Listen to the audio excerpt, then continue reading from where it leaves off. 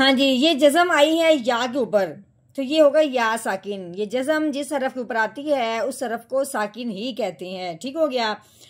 हर साकिन हरफ हो जो, यानी कि जो भी साकिन हरफ होगा जिसके ऊपर भी ये जज़म आएगी तो पिछले वाला हरफ जो होगा उस जज़म वाले हरफ के साथ मिला देंगे, वो हरफ साकिन हो जाता है। ठीक है। अब जैसे कि आइन है, आइन को अब हमने या के साथ मिलाना है क्योंकि या साकिन से पिछला हरफ जो है वो आइन है। तो यही बात हर साकिन के साथ है, लेकिन जब ये बात आती है ना या साकिन की, तब थोड़ा सा गौर करना पड़ता है कि पिछले वाले हरफ के पे ज़बर है, ज़ेर है या पेश है। अगर तो या साकिन से पिछले हरफ के नीचे ज़ेर हो, जिस तरह के अब ये आइन के नीचे ज़ेर है, तो वो पिछला वाला हरफ जो है वो या साकिन के साथ मिलते हुए एक अलिफ के बराबर लंबा भी होगा। तो कैसे पढ़ेंगे?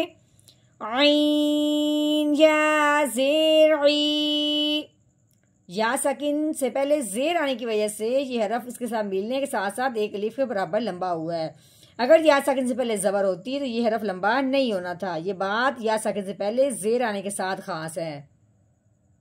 नहमदुहु व नसल्ली अला रसूलिहिल करीम, अम्मा बअद फ़अऊज़ु बिल्लाहि मिनश शैतानिर रजीम, बिस्मिल्लाहिर रहमानिर रहीम।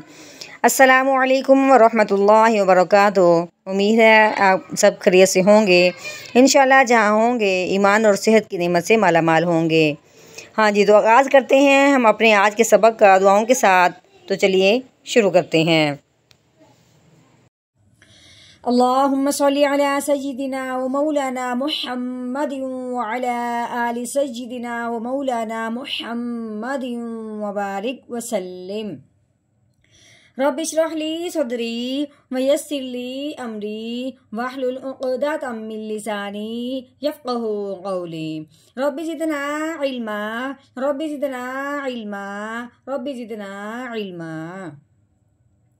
अऊज़ु बिल्लाहि मिनश शैतानिर रजीम।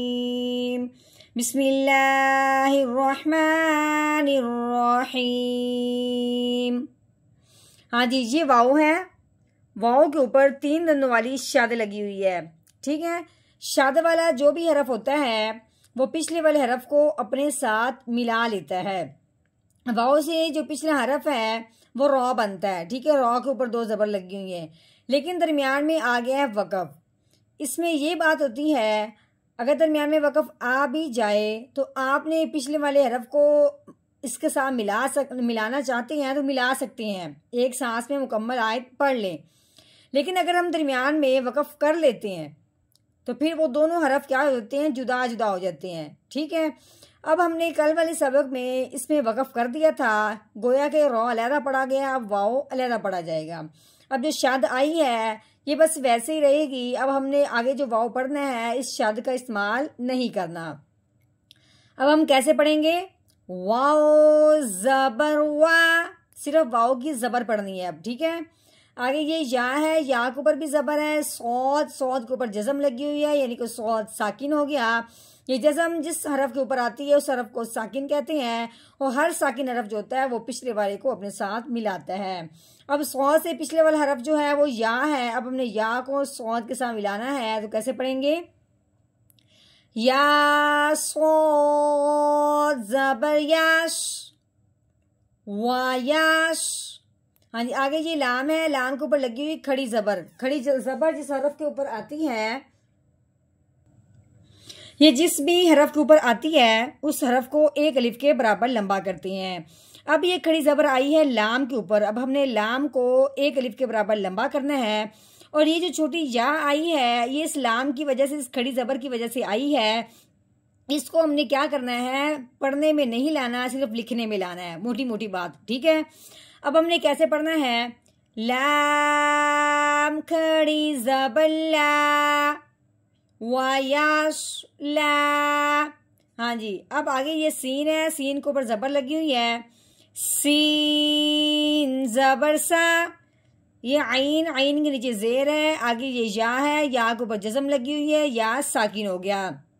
अभी हमने क्या पढ़ा था कि साकिन हरफ जो भी हो वो पिछले वाले को अपने साथ मिलाता है। अब या साकिन से पिछले हरफ आइन है, अब आइन ने या साकिन के साथ मिलना है, लेकिन जब या साकिन हो उसको पढ़ने के लिए थोड़ा सा गौर करना ज़रूरी है क्योंकि जब भी या साकिन हो और उससे पिछले वाले हरफ के नीचे अगर जेर आ जाए, जिस तरह ये आई हुई है, तो वो पिछले वाले हरफ उसके साथ मिलने के साथ साथ एक अलिफ के बराबर लंबा भी होगा। ये बात आपने या साकिन के साथ खास रखनी है, ठीक है। तो कैसे पढ़ेंगे? आइन या जेर ई साई। हाँ जी, आगे ये रॉ है, रॉ के ऊपर लगी हुई 2 ज़बर, ठीक है। 2 ज़बर हों या 2 ज़ेर हों या 2 पेश हों, उसको तनवीन कहते हैं। अब जहाँ 2 ज़बर वाली तनवीन होगी उसके साथ अलिफ ज़रूर आएगा, ठीक हो गया। अब इसके साथ अलिफ जो आया है, जब 2 ज़बर पढ़ेंगे तब ये अलिफ नहीं पढ़ा जाएगा, ये सिर्फ लिखने में आता है, पढ़ने में नहीं आता। जैसे कि हम पढ़ेंगे रो दो ज़बरन सईरन। अब हमने करना है यहाँ पे वक़फ़, क्योंकि ये जो गोल दायरा है ये वक़फ़ इसको कहते हैं। वक़फ़ की सूरत में जब इस तरह की 2 ज़बर वाली तनवीन आती है और जो अलिफ आता है, ये वक़फ़ की सूरत में हमने एक ज़बर को हटा देना है, पीछे रह जाएगा एक ज़बर, तो एक ज़बर के साथ अलिफ पढ़ा जाता है। बल्कि इस पे कायदा है कि अलिफ से पहले हरफ पे जब एक ज़बर हो तो वो पहले वाला हरफ अलिफ के साथ मिलते हुए एक अलिफ के बराबर लंबा होता है। अब एक ज़बर हमने वक़फ़ की वजह से हटा दी, अब हमने रॉ को लंबा करके कैसे पढ़ना है? आगे वक़फ़ सईरा, क्योंकि एक ज़बर के साथ रॉ अलिफ ज़बर रॉ इस तरह पढ़ा जाता है, ठीक है। पहले हमने पढ़ा था रॉ दो ज़बरन सईरन, आगे वक़फ़ सईरा सईरा।